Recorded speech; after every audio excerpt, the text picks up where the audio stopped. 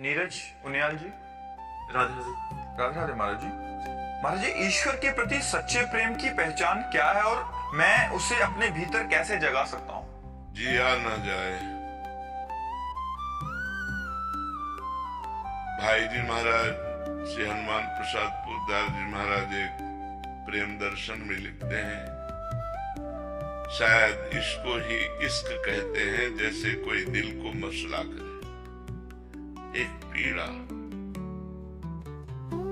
उर्दू में उसे इश्क कहते हैं, हिंदी में उसे प्रेम कहते हैं। पीड़ा है, इष्ट के लिए एक पीड़ा, एक विरह, एक व्याकुलता, एक तड़पन। प्रेम की जो अवस्था है, चरम अवस्था तो बताई नहीं जा सकती, क्योंकि अनिर्वचनीयम प्रेम स्वरूपम, प्रेम के स्वरूप का प्रवचन नहीं हो सकता, वचन के द्वारा उसे बताया नहीं जा सकता। प्रतिक्षण वर्धमानम, क्योंकि वो प्रतिक्षण बढ़ता रहता है। सूक्ष्मतरम, बड़ा सूक्ष्म विषय प्रेम है। अनुभव स्वरूपम, वो केवल अनुभव में आता है। कामना रहितम, उसमें कोई कामना नहीं होती।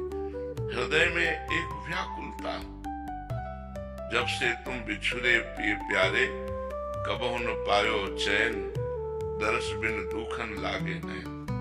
अपने प्यारे के लिए न रात्रि में नींद आती है, न भोजन अच्छा लगता है, न हंसना अच्छा लगता है, न कोई भोग अच्छा लगता है, न कोई बातचीत अच्छी लगती है। नारायण हरि भजन में ये पांचों न सुहाग, विषय भोग, निद्रा, हंसी, जगत प्रीति, बहुबात। बहुत लोगों से बात करना, हंसना, मजाक करना, मनोरंजन करना, ये सब भूल जाता है उपासक। रात दिन केवल प्रभु के लिए तड़पन, वो अंदर की तड़पन। जरूरी नहीं कि आंसू निकले, जरूरी नहीं। जैसे कोई दिल को मसला करे, एक हृदय में पीड़ा। मीरा जी जैसे कहती हैं, जो मैं ऐसा जानती, प्रीति के दुख होए, नगर ढिंढोरा प्रीति अजी प्रीत न करियो कोई। नगर ढिंढोरा पीटती, अजी प्रीति न करियो कोई। जो मैं ऐसा जानती, प्रेम में वो अपार सुख जो सहा नहीं जा रहा। यहाँ दुख का मतलब सांसारिक क्लेश से नहीं है कि जो मैं ऐसा जानती, प्रीति के दुख हो। आनंद सहा नहीं जा रहा, वो सुख सहा नहीं जा रहा। प्रभु के चिंतन में जो सुख है वो कहीं और थोड़ी है। एक हृदय में विशेष आनंद की उल्लास जो सहा नहीं जा रहा, रात दिन सहा नहीं जा रहा, ऐसा लग रहा है हृदय फट जाएगा। तभी तो धीरे धीरे धीरे धीरे सहत सहत बाढ़े भगति, गृह तन गुरहित गार। धीरे धीरे सहते सहते हृदय इतना मजबूत हो जाता है कि प्रभु के रूप माधुरी को देखकर भी वो जिंदा रहता है। नहीं, प्रभु के रूप को देखते ही दिल की गति रुक जाए, प्राण निकल जाए। इतने सुंदर, इतने आनंद समुद्र है कि प्राण निकल जाए।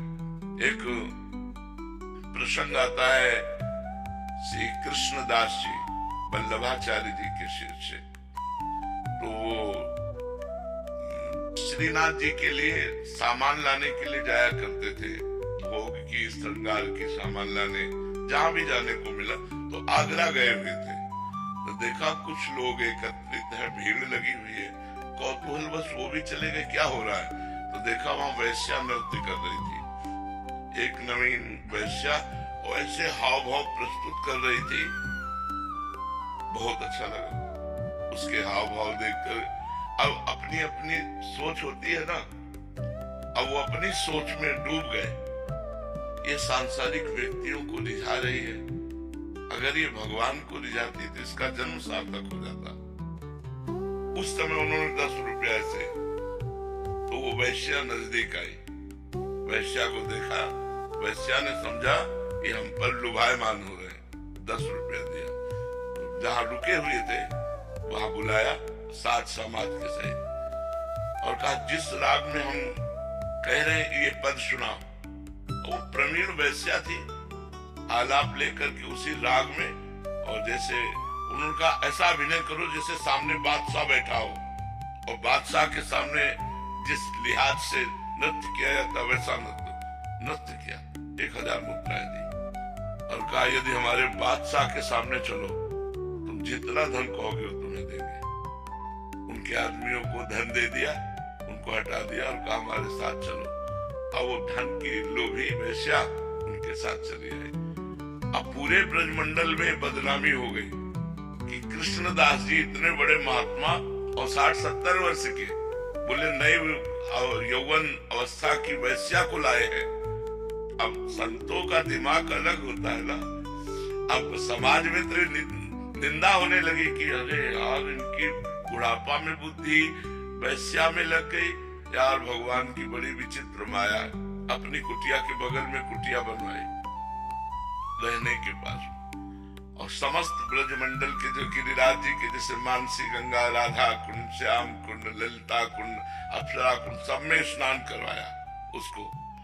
और पद ठाकुर जी श्रीनाथ जी का पद याद करवाया उसको और कहा आज मैं अपने बादशाह के सामने ले चल रहा हूं, अगर तू परफेक्ट निकल गई तो तेरा बेड़ा पार हो जाएगा। जीवन भर के लिए मैं जितनी संपत्ति कहेगी दे देंगे, क्योंकि जानते थे कि बचेगी ही नहीं। सामने ले गए तो श्रीनाथ जी महाराज जी यहीं विराजमान थे गिरिराज जी में। वो तो बाद में गए हैं, नाथ द्वारा में बाद में गए हैं, पहले तो यहीं के तो प्रकट हुए हैं गिरिराज जी से।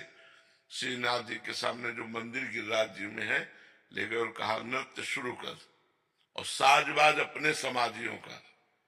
और जे भी नृत्य करके ऐसे किया और ऐसे दृष्टि गई, देखा कोटि कोटि काम को मूर्छित करने वाले ललित त्रिभंगी।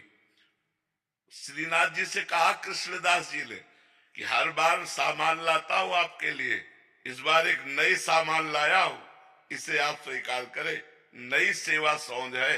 तो कृष्णदास जी की प्रार्थना से भगवान अपने जे ही स्वरूप को प्रकाश देखते हुए बस ऐसे लुढ़क गए, प्राण छूट गए उसके, वहीं प्राण छूट गए। अरे ऐसा रूप सौंदर्य भगवान का। तभी तो देखो जैसे एक शीशा है, उसे कंकड़ मारो तो टूट जाएगा, लेकिन उसे गरम ठंडा करते हुए विज्ञान की पद्धति से ऐसा बनाया जाता है बुलेट प्रूफ कि गोली मारो तो भी असर नहीं करता। ऐसे ही हमारे हृदय को भक्ति के द्वारा भगवान इतना मजबूत बना देते हैं कि भगवान की रूप माधुरी क्या, भगवान के श्रीअंग की सेवा करते हुए भी वो स्वस्थ चित्त रहता है। नहीं, आनंद के समुद्र है भगवान। हम लोग क्षुद्र आनंद बिंदुओं को, जैसे प्यासा आदमी ओस कण चाटे, ऐसे हम भोगों से अपनी आस मिटाना चाहते हैं, प्यास मिटाना चाहते हैं, और है भगवान के अंश, इसलिए हमारी प्यास कहीं मिटती नहीं।